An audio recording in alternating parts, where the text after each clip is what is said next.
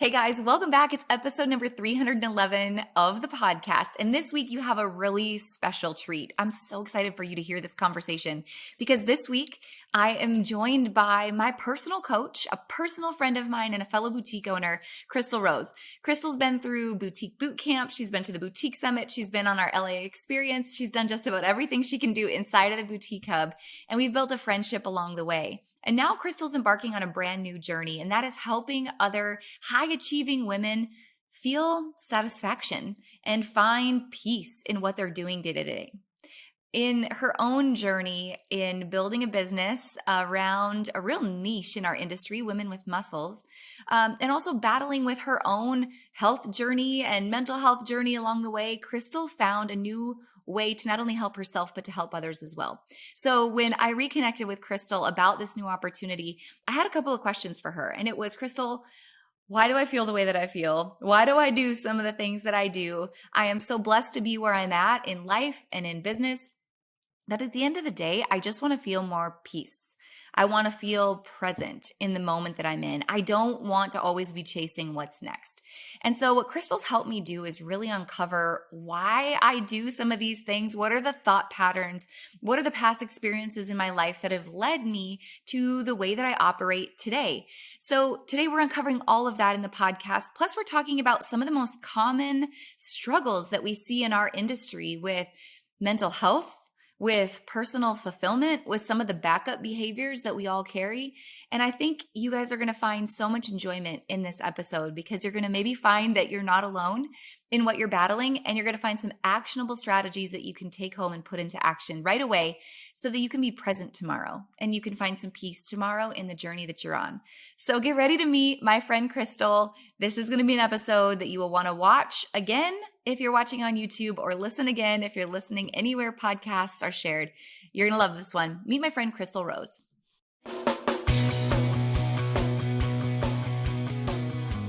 Let's talk about your business strategy and the juicy details of what actually works, from mainstream fashion to fashion on Main Street and the entire ecosystem behind it. How do we scale your company and do it with the balance and the happiness that we all seek? Let's hear from those insiders, experts, and strategists that actually make it happen. I'm your host, Ashley Alderson from the Boutique Hub, and I can't wait to chat.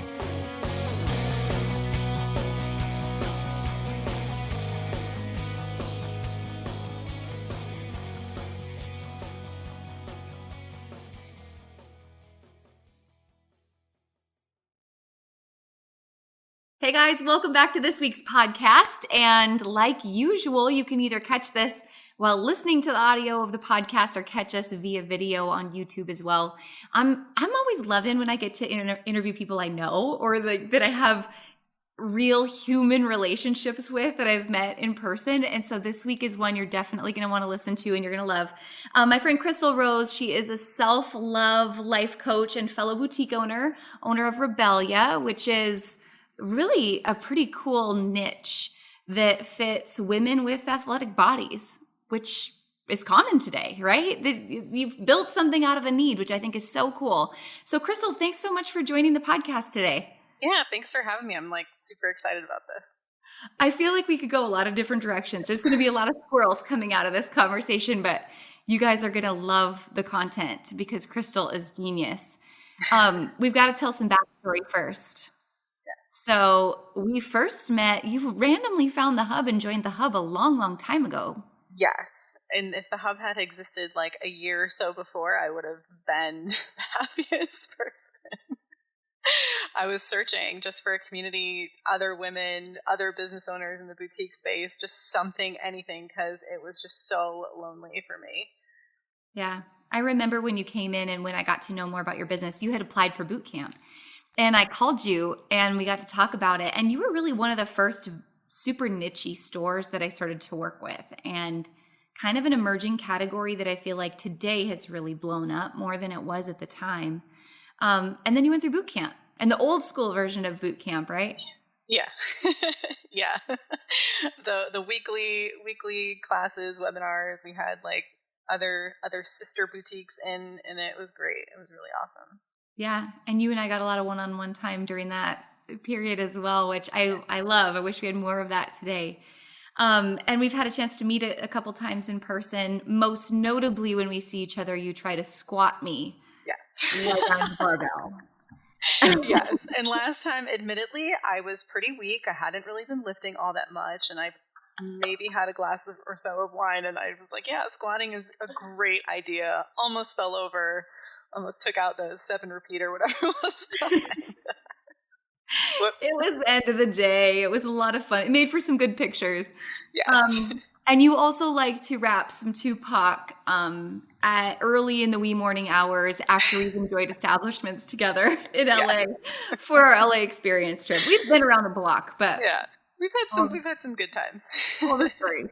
So I'm going to just jump right into this because we could talk about Rebellia and the boutique side of your world, but I would rather shift. Like, I felt so privileged to get to work with you and work with Rebellia. But then all of a sudden, in the last year, I've noticed this transformation in you. Like, I've been watching you from afar, like, oh my gosh, like, she just seems so at peace and just present and grounded. And whatever was happening with you, it was very contagious. And then you and I started to have a conversation about your self-love coaching and this transformation you've gone through. And you offered to coach me. So the tables totally turned. Yeah. And now I'm in the middle of this process with you, and it's amazing. Like, it is one of the most powerful experiences I've ever had with a coach. So I'm so excited to get to just share what that's like with everybody else. Because I feel like everyone that I come across in the hub or just in this industry in general is really hungry for what you have to say. And so today we're going to get a chance to say it. Yeah. Well, I just want to thank you for that because that was amazing. Amazing feedback to hear. Well, I mean it. I don't do fluff. I Yeah. really feel like when I came to you, I said, I've got wonderful things happening in my life. I'm so happy where I am. I've got great relationships. Like, all these things are feeling like they're going my way. But at the same time, like, I don't want to hustle. I don't want to be burned out. I want to have great relationships and be present. And I just am after that feeling of peace at the end of the day. Like, I'm here and I've got this. And just ready to take my whole life to kind of another level of this is how it's meant to be. Yeah. Yeah. Complete alignment. Complete Absolutely. alignment. So let me ask you this. I know you see, well, before I ask you that, I'm just thinking about questions. If someone asks, Crystal, what do you do? Like, what does this process mean? How do you explain it to people? Yeah. So I say I'm a self-love life coach.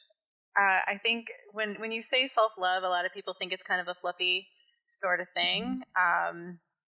But really it's pretty deep, and it can get pretty ugly if there's, a lot of stuff that you haven't had a good look at, I guess, deep in your system over the years. So if there's something that you've been running from, we dig that out. So telling people I'm a self-love life coach is very surfacey, Mhm.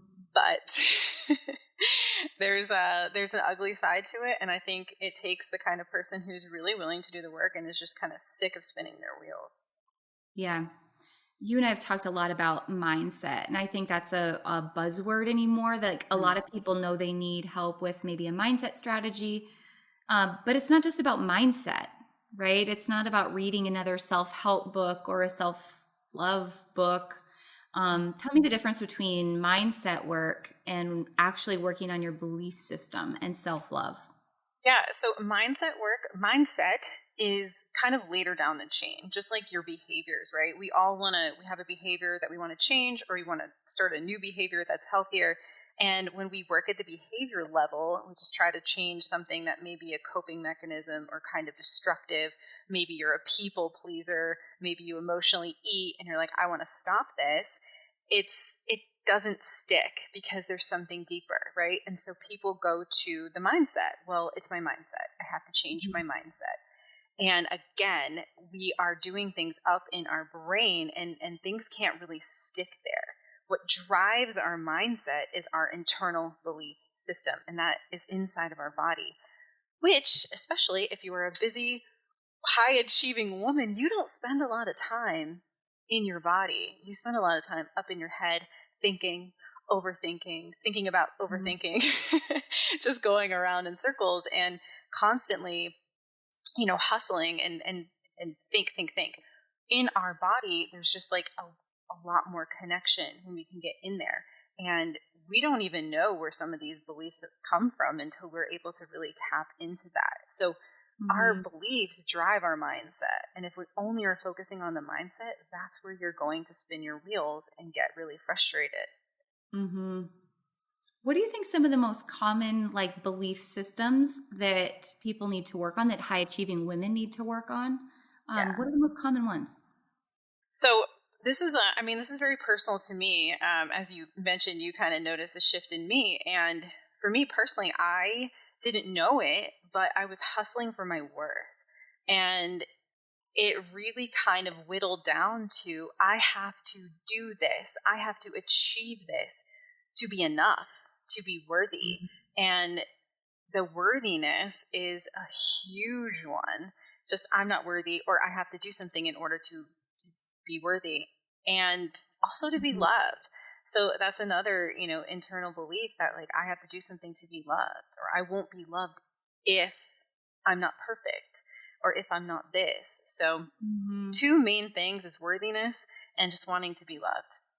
What are some symptoms of that? So, like, that's the core. Mm. Tell me more about how that shows up in different ways in different people. Yeah. So here's the crazy thing, is that like two people can have the same, internal belief, like I don't feel worthy, or I need to do things to be worthy, or whatever. One person might emotionally eat, and then after they emotionally eat, they have this shame spiral, and then they just, they do it again and again. Someone else, they're looking for that certainty, that safety in the Mhm. emotional eating. Another person might go to the gym for that certainty and that safety. And society looks at them as someone who's really healthy and disciplined, whereas it has Mhm. nothing to do with discipline or motivation. It's just a different coping mechanism. So there are women who are hustling for their worth. They're just working, working, working. And if I get to this number, and if I get to this amount of sales, then I'll be worthy. And of course, that's not cognitive. That's not, that's a very subconscious thing. But Mhm. a good sign of that is if you accomplish something and you're already thinking about the next goal. If you aren't basking in that success, if you aren't feeling into that and really, really ruminating and enjoying it, you likely are using hustling as a coping mechanism. People pleasing, getting really defensive. If someone, says something to you, or it kind of triggers an inappropriate amount of anger as a response, that's not you. That's not your personality. That's your coping strategy. So there's so many of them. Yeah. I just want to go back to one that you mentioned, because I asked this question in one of the groups the other day, and it was like, hey, when you hit your first $1 million, Mm. how are you going to celebrate? And then I asked the bigger group, when you hit $1 million a month, how are you going to celebrate? And 9 times out of the 10, the answer in both of these groups was, I won't. I'll move on to the next goal. Crazy. So how, if Yeah. this is someone who's listening and they're like, oh, that's me, because truthfully, that was me before this too. It Yeah. was always the next thing and the next thing. Like, what is something we can do right now to stop ourselves, notice that behavior and that belief system, and find a way to redirect that? So one of the only ways to change your belief system is by creating evidence to the contrary. So if we keep thinking we have to achieve in order to be loved or in order to be worthy, we're just going to keep going, right? We're just going to keep hamster wheeling it, and we're never going to feel it. Mhm. And it sounds really stupid, but if you just make the tiniest little goals, things that you know you're going to accomplish, something that you're just like, so dumb, I want to sell 70 of these shirts, and you hit the goal, go celebrate, throw some confetti, pop some champagne. Mhm. Really, and it's not about the action as much as it is the feeling. How do I want to feel? And allow yourself to feel celebratory in that moment. Like, oh, this feels so good. I said I was going to do this and I did it. And when you do that, you create this feeling over and over and over again. And then you crave that feeling. And so when you get to that big, juicy goal that most Mhm. people would, especially new boutique owners, are like, $1 million a month.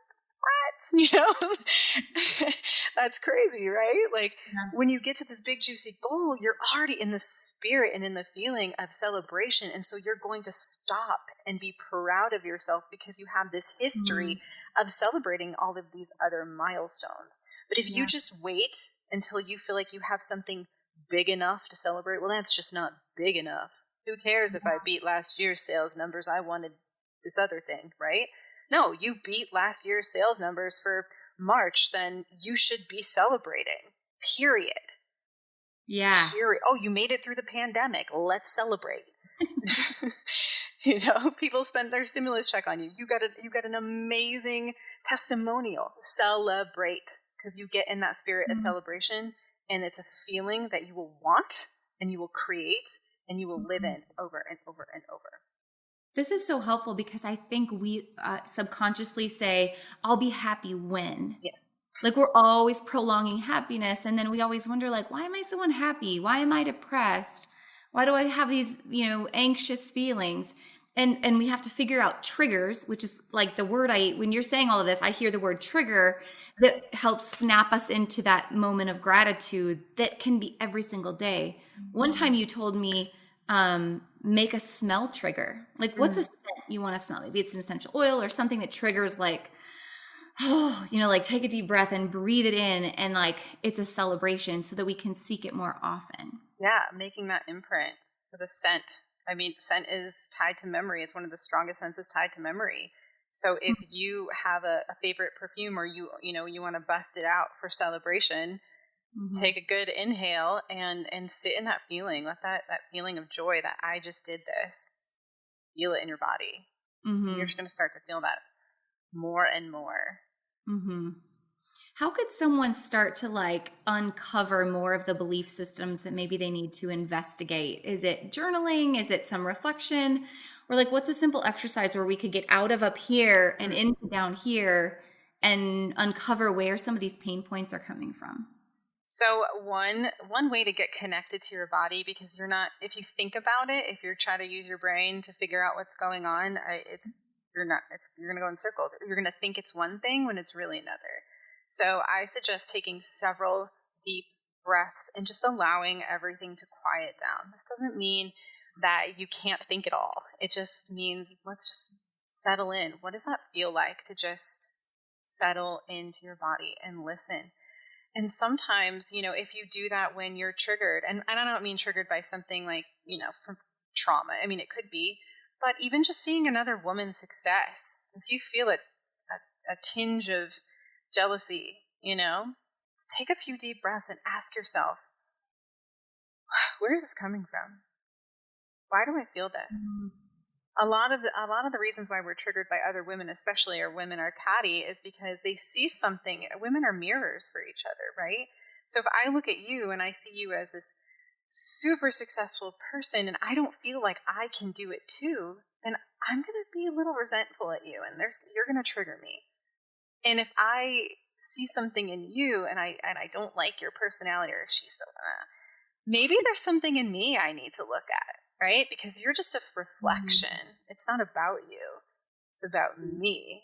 And so I think a lot of us get stuck on other people and being triggered by someone else, and we just write that person off, when in reality, it's our reaction to that person speaks so many more volumes. And so just taking a few deep breaths and asking yourself, where is this feeling coming from? Why am I feeling this way? Instead of trying to get rid of it, instead of trying to push it away. I don't want to feel that way. That's ugly. I don't want to feel that way. I'm positive. Yeah. Just like emotions or stress, I see all the time. Yeah. How can I get rid of stress? How do I get rid of stress? I need to get rid of stress. Well, maybe you need to ask what that stress is trying to tell you, instead of Mm-hmm. just trying to get rid of it and not feel it, because it's going to come right back. Um, I hear you saying about the mirror. I got to go back to this for a second. Yeah. We're talking about the mirror, women are mirrors, and how really when we're being triggered by someone else, it's a reflection of us.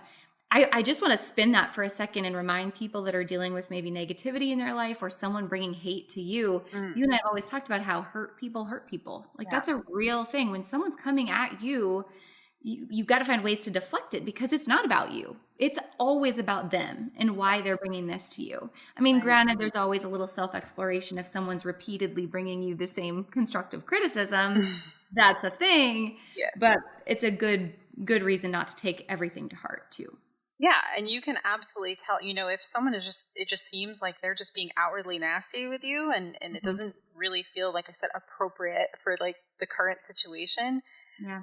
Maybe just take a deep breath and be like, this is a them thing, and there's something really going on with them that they probably need to deal with, and that's why they feel like Mhm. they need to lash out at me. It doesn't give them a pass. You're not giving them a pass because we Mhm. need to be responsible for ourselves and our emotions Yeah. and how we handle ourselves. But just kind of having that knowing of where this is probably coming from a hurt place, you know.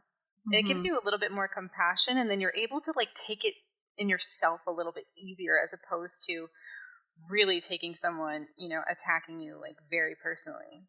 Yeah, that's good advice. I go back to this idea of, as we were talking about being up here, like Mm. there's such a different person up here versus down here. And I feel like when I'm hustling, I'll go to the chiropractor or I'll go get a massage or something, and they're like, your shoulders are like rocks. Mm. Because all day I'm in this position and I'm like, as fast as I can, versus just connecting to center and just being fully present and just like embodying the space and the moment that I'm in. Can you help explain that to people? I feel like sometimes that sounds so woo woo, but like these two things are so different. Yeah, yeah. I think when, we all have a central channel, and that sounds woo woo too, but it's really just our center. It's our state of being. It's just like being comfortable in our bodies. And honestly, a lot of people don't feel safe in their bodies, or they don't feel Mm, comfortable. Our brain wants to bypass that. Our brain wants to keep us safe, and it sees emotions as being unsafe. And so we generally don't want to feel them. So that person up in our heads, that's a very chaotic, kind of buzzy place. And so we're disconnected. We're floating away, right? We don't want to be here and be in the present moment because sometimes the present moment is just too painful. We don't want to be here. mhm, But when we allow ourselves to settle in, even feeling those uncomfortable emotions almost feels a little settling to us. When we allow it to happen, we acknowledge the resistance to being here and just kind of chilling a little bit and allowing ourselves to settle. But that space up in between our ears, it's like a cab driver that says he knows a shortcut and they're just taking you for a ride. That's your brain. Your brain is it's going to try to keep you safe. It's going to talk you out of everything, tell you something's too expensive, you're not good enough, you failed last time, like, you suck if you're really got some stuff going on in there. Whereas like your body knows the truth, your intuition is the truth, and the more you connect to yourself mhm, and your body, the louder your intuition gets. mm. It's kind of that That's so intuition versus like the structured kind of mind, this chaotic mind. Yeah. You and I had a conversation recently about escapes. And I know you mentioned this briefly a minute ago about how some people work out to escape, Mm-hmm. or some people emotional eat, some people drink. I'll just bring up drinking because I know this is something you and I have talked about. I love a good glass of wine or a beer. And I brought this to you and I was like, there's a part of me that says, oh, is this a problem? Like, should I not be enjoying this? Or like, I started to battle my head, and we had a conversation around what's healthy and what's unhealthy when it comes to escape. Can you elaborate on, I don't care if you use me as an example, because I know Yeah. I'm not the only one, but that process. Yeah, so we talked about that, like the drinking, and you had this kind of like idea, like I should just quit drinking for a while. I just got to stop doing it. And I think a lot of people do that. They start to see something not be the way that they want to cope with stress or with life or whatever, and Mhm. they immediately are just like, okay, let me just shut it down. Oh, this is a trigger food. Let me keep it out of my house. And it's just, Mhm. this person's toxic. I got to cut him out. But really, there's nothing wrong with enjoying a glass or two of wine after a long day. It's about the intention. And that's what we talked about, is the intention. So if you are having a super stressed day and you're like, I just need to drink some wine so I can feel better, the intention there is not really helpful, and it's not really healthy for you. But If you just want to sit and have a glass or two of wine and relax and you're enjoying yourself and you're present in your body, Mm. huge difference. All about the intention. Are you hitting the gym because you like the way you feel and it just makes you feel good and you like the endorphins and you feel good in your body? Or are you hitting the gym because you just like are so stressed out you need to blow off some steam? And Mhm. it doesn't mean you're bad if you do one of those things. It's just more about that awareness of it. Like, why am I doing this? What's my intention here? And then just like practicing that intentionality and just whatever it is that you do. I see that example even as I'm going to the gym because I hate my body. Like Yeah. it's a negative reason. How do you cope with that and like find a reason to go to the gym because you love your body or you want to love your body? Yeah. And so that, I mean, and that's a deep belief. That's in there. Most people who have issues with food and body or overeating and emotional eating, disordered eating, under eating, stress eating, whatever, and working out, not wanting to work out, hating working out, it's really because there's just like some deep stuff in there. And Mhm. usually it's a safety, certainty, there's a need being met that the gym or whatever kind of meets. And hating our bodies is Mhm. rooted so deep. I mean, so deep. Sometimes it can be about control. You know, we this is the only thing I control. So that's why, people with eating disorders, you see that their food is the only thing that they feel like they have control of growing up. And so then they really hyper focus on that and it becomes very destructive for them. Food in Mhm. general. The issue's not the food. The issue is not your body. Because you can look exactly the same. How many times have we said, looking back at a past version of ourselves, right? That we looked all super skinny and amazing and said, oh, I wish I was that skinny again. I wish when I thought I was fat or, and it's like, Yeah. yeah, you weren't happy then because you weren't happy, Yeah. but we take it out on our bodies. So I don't really think anyone necessarily truly hates their body. I think that they just take out their internal feelings on their body because it's easy to be That's unhappy so with. good. Yeah. That's so good. External. You people have asked me like, oh, what did you work on, or like, what is this like? And sometimes I try to explain the process, and then other times I'm like, just skip it because it's just not gonna make any sense to you. But if I can if I can tell people this one thing, the very first time you and I met, Mm. I remember what we were talking about, and you like took me back. Like I kind of meditated a little bit, and you asked me some questions that took me back to a place that made me very emotional. Like Yes. I cried. I cried so hard I couldn't even tell you thank you on the call. Like it was that much. And I was Yeah. like, oh, what did she just do to me? Ah. I get But that a lot.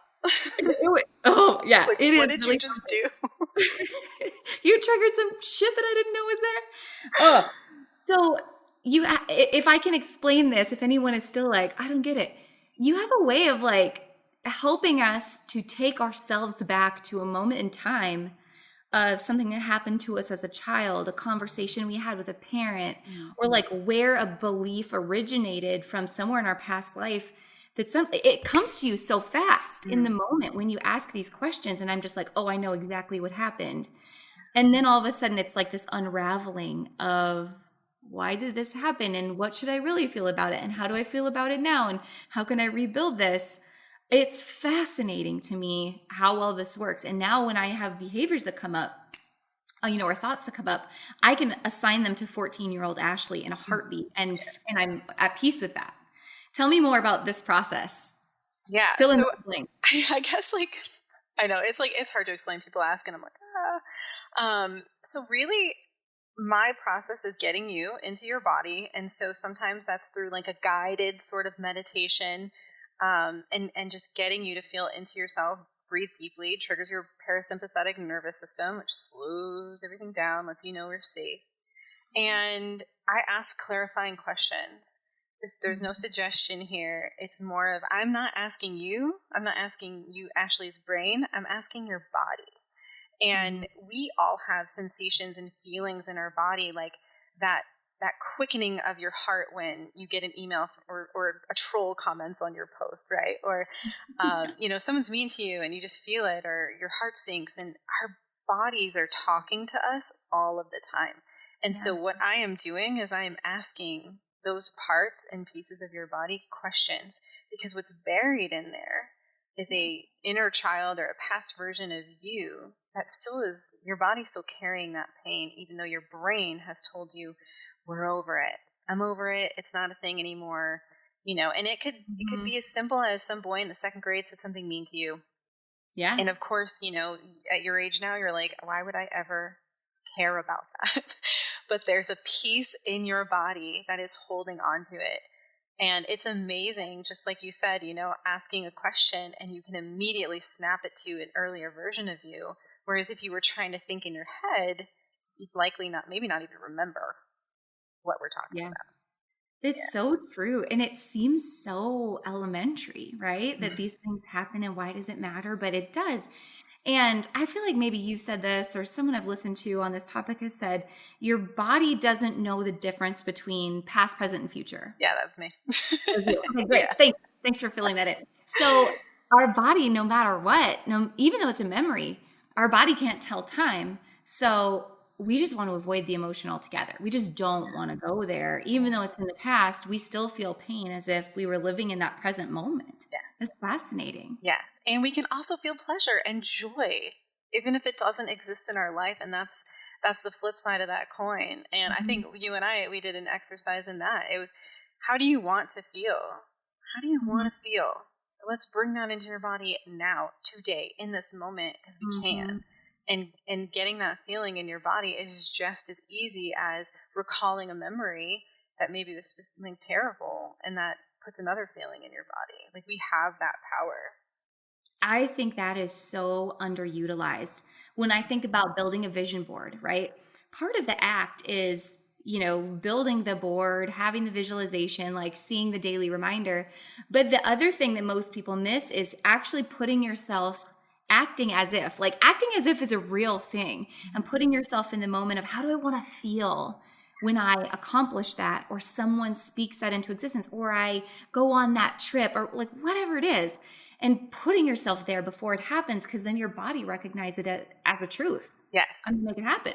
Yes. And that's the different, like, people are like on a vision board, whatever, if I put it on there and it doesn't, never happens. And it's not about just looking at it and seeing it and noticing it in your brain. It's about, like you said, experiencing it. Yeah. And manifesting something is, how do I want to feel when I get this thing, when I have this Mhm. thing, or when I get to where I want to be? Putting that feeling in your body and then operating from that place. It's about taking aligned action.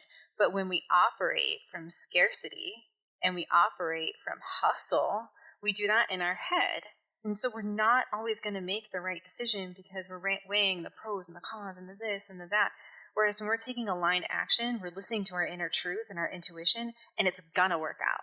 Exactly, maybe Yeah. not the how we thought it would, but it works out, Mhm. and we get what we want and what we desire.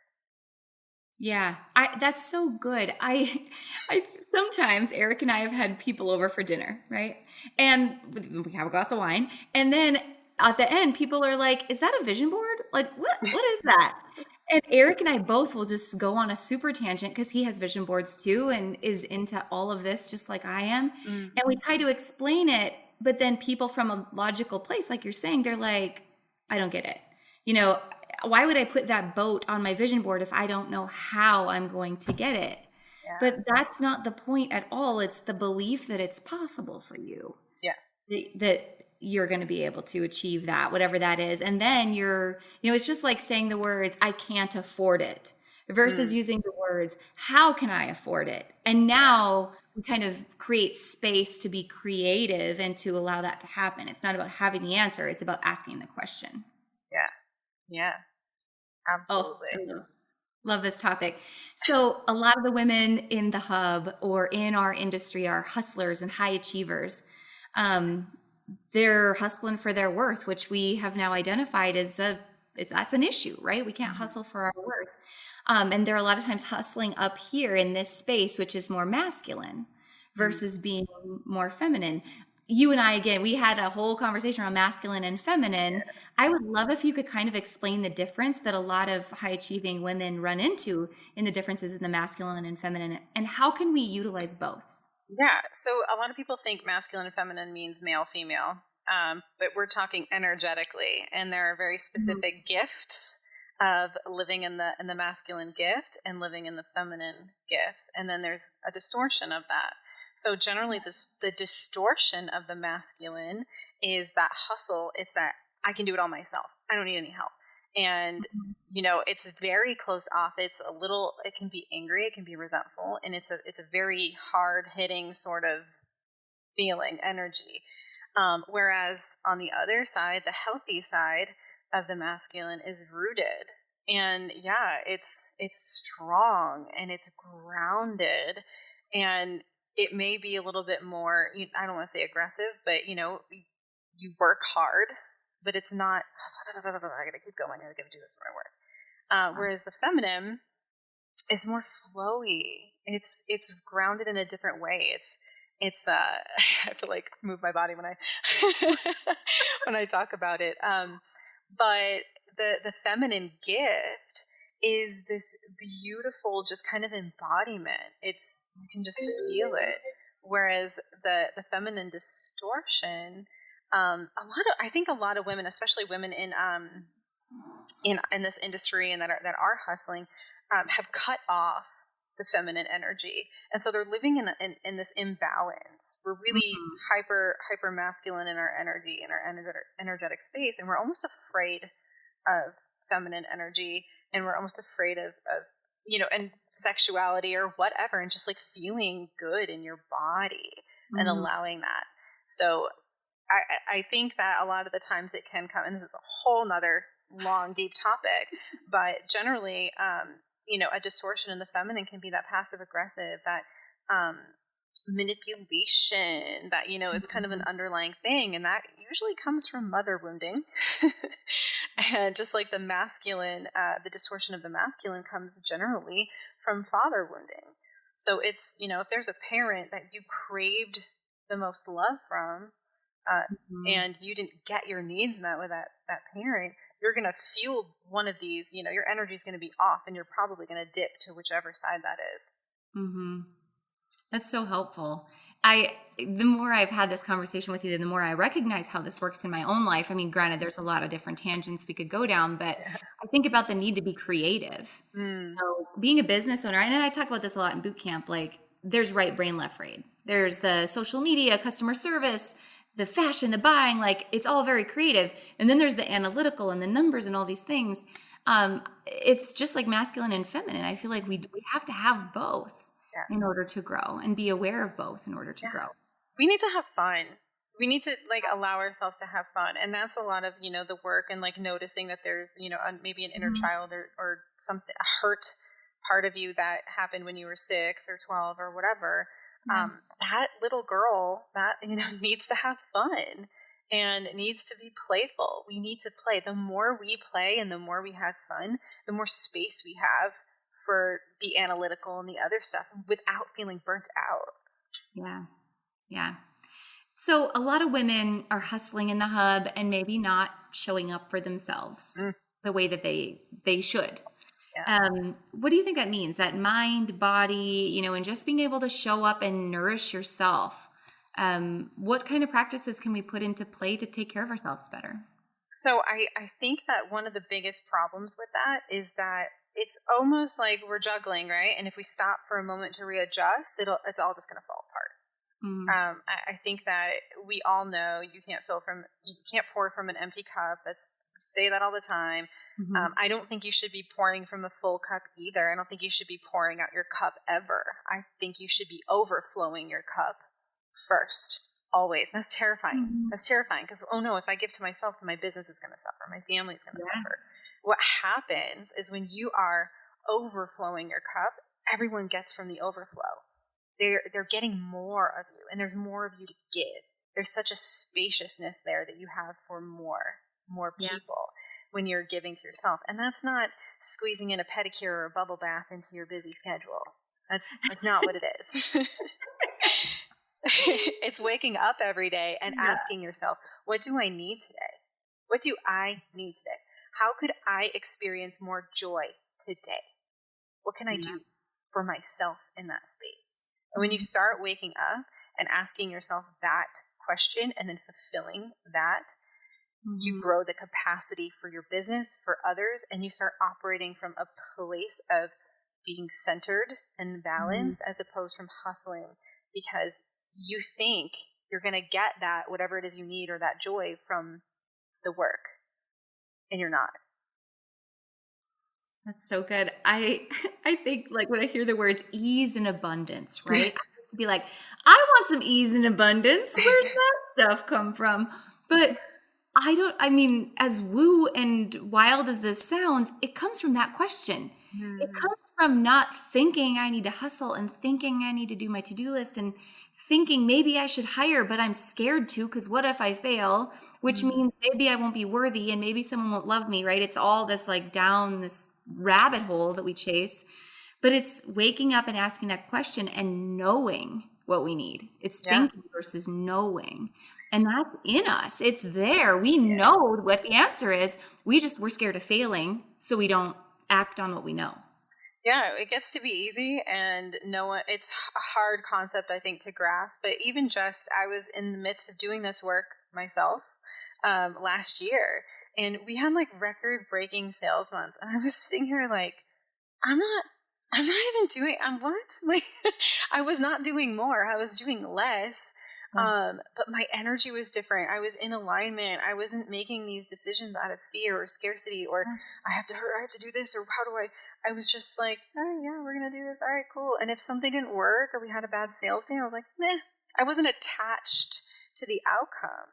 I was just kind of grateful for the process, and it was Yeah. insane. I'm looking at our sales numbers, and I'm just like, what? This is against I am not tired. I am not burnt out. I am, when normally I like felt like I was like killing myself for like mediocre sales in the past, and it was just really Yeah. baffling to, but also very eye opening to me.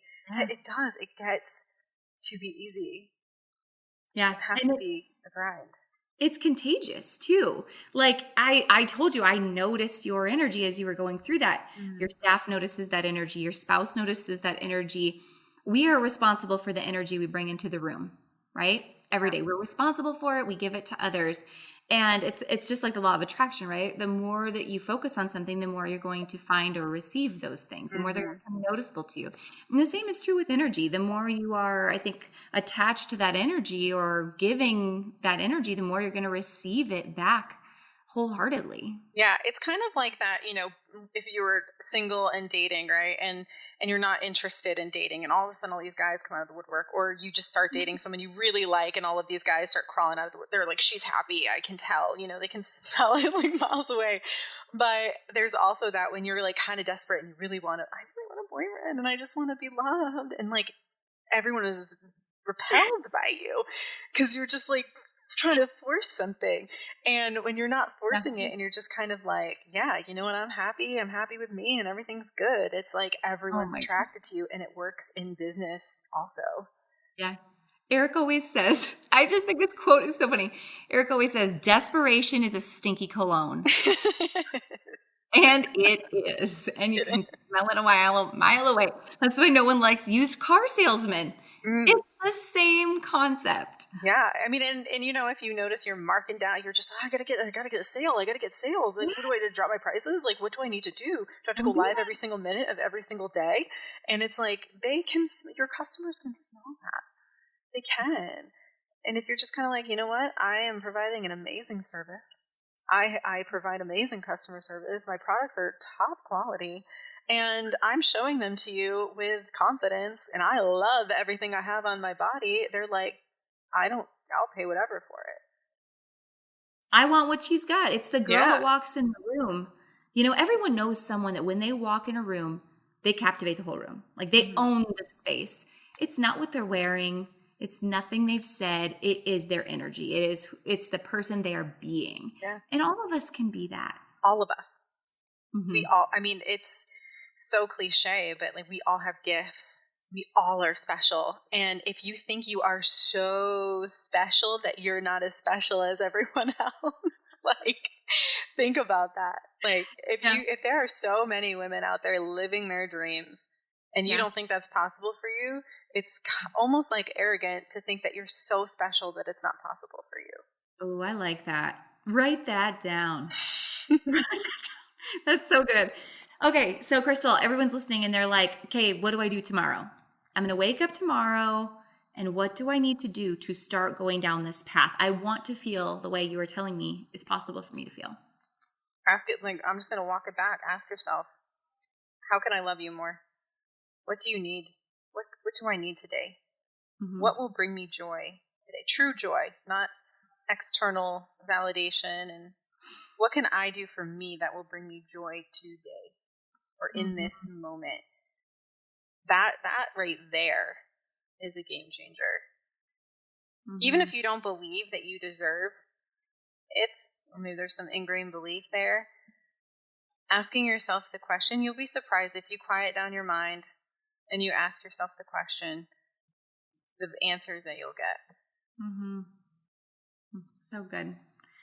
All right. I always ask this question at the end of the podcast. You probably know this is coming because it's a big question. But now, since I've known you, you are a boutique owner. You do and have done nutrition coaching. You are an influencer. You have like all of these things happening. You have this amazing self-love coaching business, all this going on. Fast forward 30 years from now, and you're looking back on all of these things and the lives that you've touched and the things that you've done. What is the thing you want people to remember the most about you?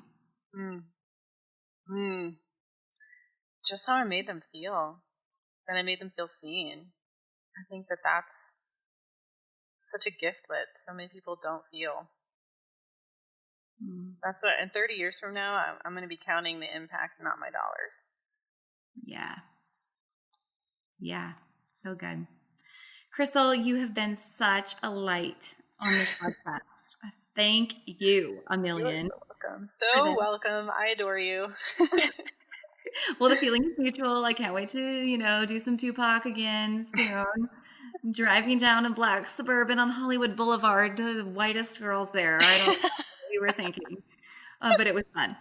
So I will link up everything in the show notes. If anyone wants to get in touch with you, we will definitely have it there. You are inside of the hub. You are a real OG, but I'm sending you all kinds of love because I do appreciate you. And I cannot wait to see the lives that you touch. Yes. Thank you so much. Hey, thanks for listening this week, you guys. I hope you loved this episode with Crystal. It has been one of my absolute favorites so far. Now, as Crystal mentioned, she's already been through Retail Boot Camp and she's been to the Boutique Summit. So this week, I am so excited to tell you that the Boutique Summit is just around the corner. We are so excited to finally bring this back in 2021 after having to cancel our 2020 Boutique Summit, the biggest industry gathering for boutique owners anywhere in the world. This year, we are coming to you live in person in Atlanta on August 2nd with a full day of live digital workshops and breakout sessions on virtual on August 17th. So we've got a bit of a hybrid model so you can catch a full day of in-person Boutique Summit action, plus go home and digest all of the niche breakouts and workshops on August 17th. Hey, tickets are going to go on sale on May 4th.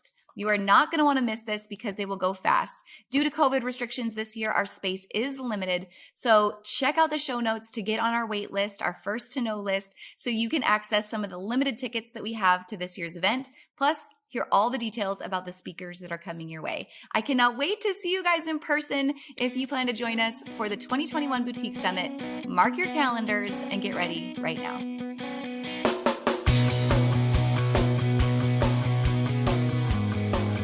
Hey guys, thank you so much for listening to this episode. We hope that you loved it. Don't forget to hit subscribe and leave a rating and review down below for a chance to be one of our featured listeners each and every week. For more information on our spirit of community over competition and how to access complete show notes and bonus downloads from our guests, head on over to theboutiquehub.com and join the community. We'll see you next week.